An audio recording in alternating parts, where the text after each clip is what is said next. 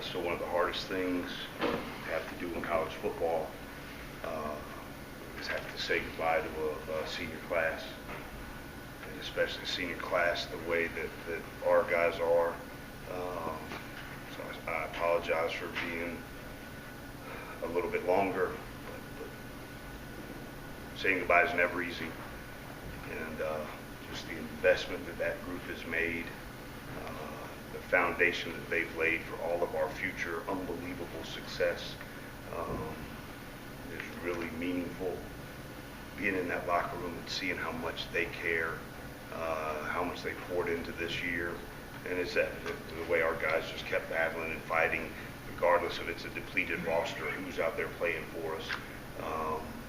They just keep battling, and the reason they do that is because of all of the bonds that we forge throughout the off season, all the bonds that we forge throughout the things that we do and the nature of our program and our culture. So it's hard. And not knowing that when we come back in January and have our first team meeting, and knowing that Tyler Cooksy's not walking through those doors, or Nathan Cottrell's not walking through those doors, Tyler Davis, Jared Southers, Tagey, Christian Campbell, Scott Morgan, Mari Jarrett, they're a special group. So the culture that they've set, so when we come back in January, we're not having to go from 180 to a million miles an hour so abruptly.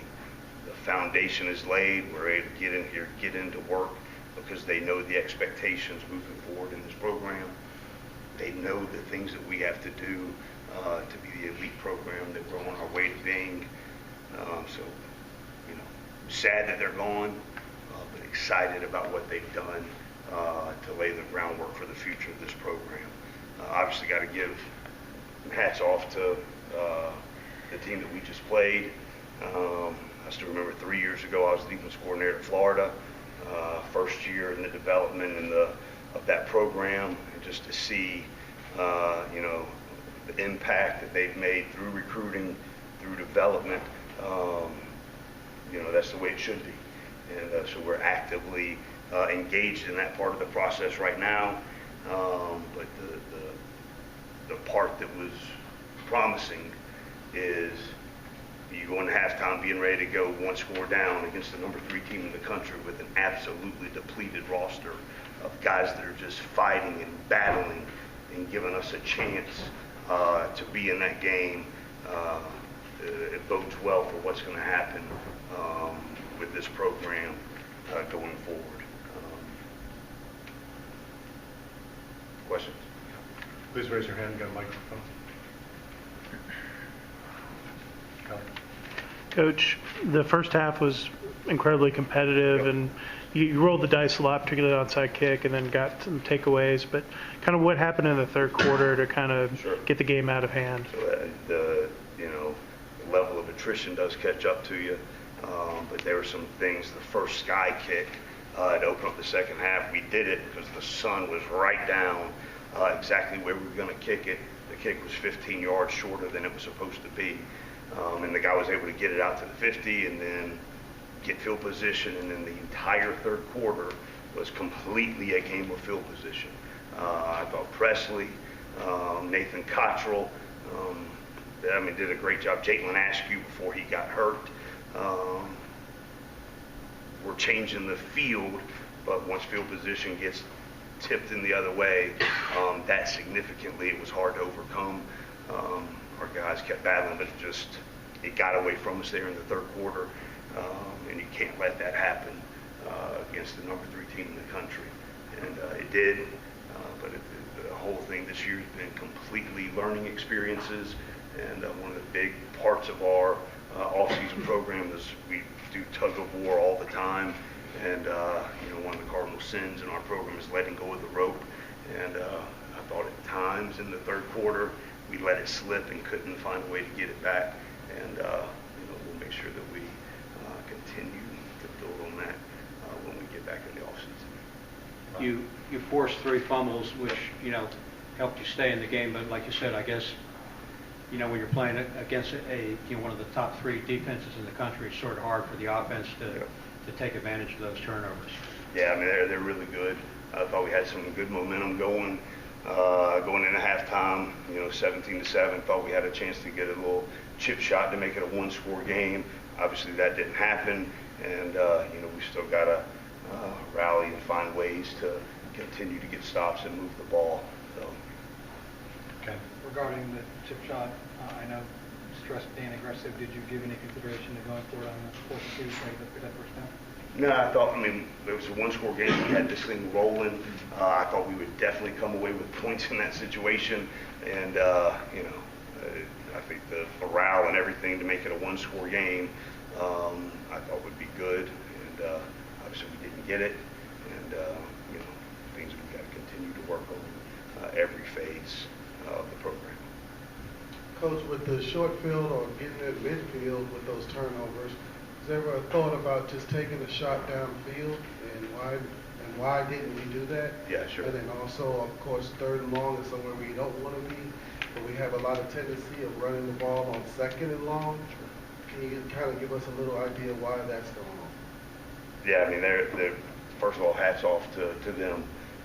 That's as good of a front 7 as there is in college football, and really good pass rush, and we thought it was best in that situation. For us to run the ball, we had some things wired that were popping. I think we probably arguably, I don't know the stats, but I got to imagine the most number of runs that have been explosive on them all year were in that game right there. So played our strengths, and that's what we were trying to do. Coach, what's some of the things you can take away from this season going into the next season and to the off season? Yeah, I mean, it's everything. I mean, there's time to reflect will be tomorrow, but this has been one of the most historic undertakings of the transformation of a college football program that has happened in 40 years.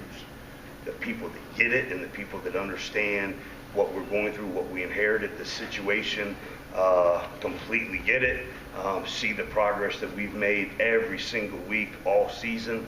The ones that don't want to get it, they're not going to get it no matter how many times there's things written and things said about what we've gone through. But I know the future is bright, and all the things that we've learned together cumulatively in the first year are going to set us up for unbelievable success. The freshmen and sophomores that are dominating the amount of rushing yards, the amount of passing yards, the amount of receiving yards, the returning players that are back that had all the tackles and tackles for loss and sacks and turnovers, they're returning. We have an unbelievable senior class. It was the 2nd smallest class in the country. The 2 that started every game for us are ones we brought in here in January. So it is a process. We completely get it. We have stayed positive the entire year. We are going to get better every single week, and you see it. You see it every single week. Other than one play at the end of the first half against the Coastal champions on the road, we've got a chance to be a really good team, learning from all those experiences. The piece, too, that we're fortunate that we're in the state of Georgia that has unbelievable high school talent, unbelievable coaching, is getting us back in the conversation to make sure this is a destination spot for elite recruits. The number 1 state in America that only has 2 Power 5 programs is the state of Georgia with talent. And it's our job to make sure that we're getting those guys to join this program, join this culture, because it is very special. They've averaged, I think, 11.4. Patrick Suttis did it. 11.4 of the top 50 players in the state of Georgia over the last 4 years choosing to go there. We inherited a roster that had 2 on the roster that were top 50 players in the state of Georgia. And we are actively going after to make sure our roster, through recruiting and through development, is at the highest level possible.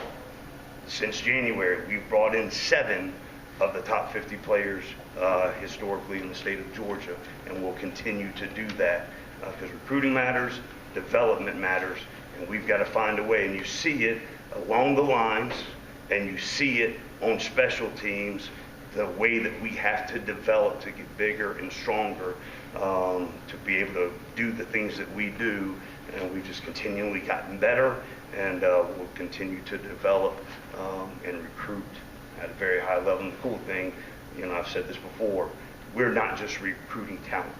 We are building a program with the right players that choose to come to this great institution. And the culture that we've established by these great seniors then takes over and adds the spark for us to have a lot of success. So obviously very upset about the loss.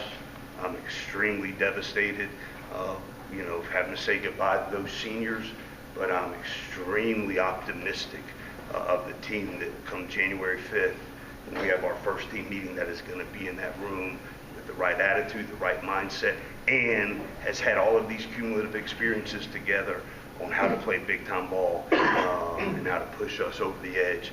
People say we're close or whatever. Push us over the edge, find ways to have an edge so that we can be a really good football team. Okay. Coach, obviously a tough game for Jimmy Clinton. What could he take from this? And what did you maybe say to him after the game? And how has he come along? Yeah, and it's the it's the development of a player. I mean, he's a redshirt freshman playing at a position that everybody watches. Right? If you play corner, like Amari Walton's out there as a redshirt freshman, Spider Sims is out there as a redshirt freshman. When those positions are out on islands, you see them, right? And James Graham is playing quarterback in the ACC against the number 3 team in the country. And there's going to be really good days. There's going to be days that he's going to want to get better at. And it's a process of development. And he'll continue to get better. Some of the early parts found ways to get him being him and playing. I thought he played a little tight early, but just cut it loose and go play. They're really good. That's fine. But just distribute the ball, make the calls, make the checks, and get this thing moving. But again, can't discount. That's a really good roster we just played. Ken? As you say, as a very good team, I'm curious, just knowing your roster and how good they were, how much of a chance did you feel like you guys had against them? What did you feel like needed to have happen for you guys to be in there? The thing, we went very aggressive. There's a bunch of walk-ons that had to play. We don't care about that. We just get out there. Henson Fowler, I don't know if that's a household name around here, right? He's a walk-on that was out there at the D tackle position against an offensive line that's really good 4 years into their development and recruiting, and Henson's out there battling. I warned the referees pregame that when Henson Fowler makes a tackle, get ready to throw a flag, because I'm going to be out on the hash mark celebrating with him, because in his mind, he would never have thought that he would be playing meaningful snaps in a game of clean old-fashioned hate against the number 3 team in the country. But there he was.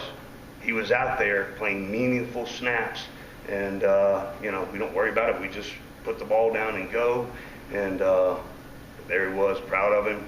And none of the guys panicked. They just, all right, here's who's out here playing, and we're going to go out there, battle and compete, and they did that. And we'll continue to do that moving forward, and make sure we find ways to keep our guys healthy through development, rehab, regen, and all the things that are part of our process. One or two more for Coach Collins. We've talked about injuries, and obviously in season you don't like talking about that. Sure. I'm curious what the count was today in terms of scholarship guys that were down, and how many guys that played that are probably going to have procedures or those types of things even in the off season now. Do you have like a rough number? I mean, they're probably today. I bet in our ATL group of about 24 to 28 guys that we would list throughout the season, probably 16 of them, I'll bet would be fair to say, did not play. So that's 16 guys that we've had either start for us or play significant snaps throughout the season that did not play. It's whatever, right? Next guy steps up. The nice thing is we get a lot of those guys back, or really most of those guys back. And, I'm excited to see if we're able to do the things that we were able to do down the stretch with an absolutely depleted roster, what we're going to be able to do moving forward. I'm excited about it. Obviously hurt in the real time. Throughout the season, we don't make excuses. We don't worry about it. It's just next man up mentality, and that has paid off. So there's two things. that are core philosophies in our program. Is we are a developmental program, and that means we're going to develop our players. We're going to recruit at a high level and bring a certain amount of guys in here with size, speed, measurables, all those things. It's our job as a coaching staff to maximize that. We inherited a roster that was 118th in the country as far as size of the human beings in the roster. It was the second smallest in Power 5 football. That's what we inherited. We're not complaining about it, not making excuses about it. It's just fact. And what our strength staff has done and what our players have done, buying in and developing at a high level, is awesome. And they will continue to do that. We got to make up a lot of deficiencies, O-line, D-line, and then size, speed ratios on the special teams, and we're actively doing that. But the thing that you can never discount is the culture that's been set, the foundation that's been set, the mentality that we're just going to put the ball down and play regardless of adverse circumstances, regardless of the score, regardless of how good the opponent is. We're going to compete. And I think our guys have done it all year. It is something to be valued. It is something to be commended. It is something to be admired. And I do. I'm proud of that group. I'm proud of that team that went to battle every single week, didn't give up, didn't quit, and they've set a groundwork for what this place is going to be moving forward based on that foundation. Thank you, Coach. Coach, I'm good, Mike. One more. Go ahead. oh, okay. I don't go out recruiting until noon tomorrow, so. I hear you, Coach. Your safety play, how does Wanye feel? Does he feel like he's developing? How's he coming along in that area? Yeah, he's turned into, so last year he didn't play DB. He was a kick returner, and a really good one at that. I coached the DBs, and his development, who he's become since day one of spring ball until week 12 of the season, he's turned into a really good defensive back. Obviously, we didn't have Tariq Carpenter out there today. That was a big gap in the secondary because I think Tariq is one of the top safeties in college football as well, and we're able to do a lot of things with the combination of him and Wanye. And but just those things. Wesley Walker got in there. He had to be forced to play at nickel. One of the touchdowns that popped in the third quarter that kind of blew the game open. True freshman, fourth game before he could, so we can save his red shirt, busted a coverage. Right, he's supposed to be the deep half of the field. He busted the coverage. They get a freebie, a touchdown. Right, if he's at the line position, you don't notice it, but he's in the secondary. He's a true freshman. Make a mistake against a really good team. The quarterback found it, made the right throw. We got to learn from those things, but that was one. Obviously, we wish we could have back, but just the attrition level there as well. Had us because Jalen Askew was out, so he had to go in because Jalen's been playing the backup nickel. He had to go in and busted the coverage, and then the third quarter happened to us. So, but he'll get better from it. I thought we've been really smart with our plan of how we were getting certain freshmen their 4 games. Jordan Huff played a ton today, who's a true freshman. This was his 4th game. Wesley Walker, this was his 4th game. Michael Lockhart did not play today because we got him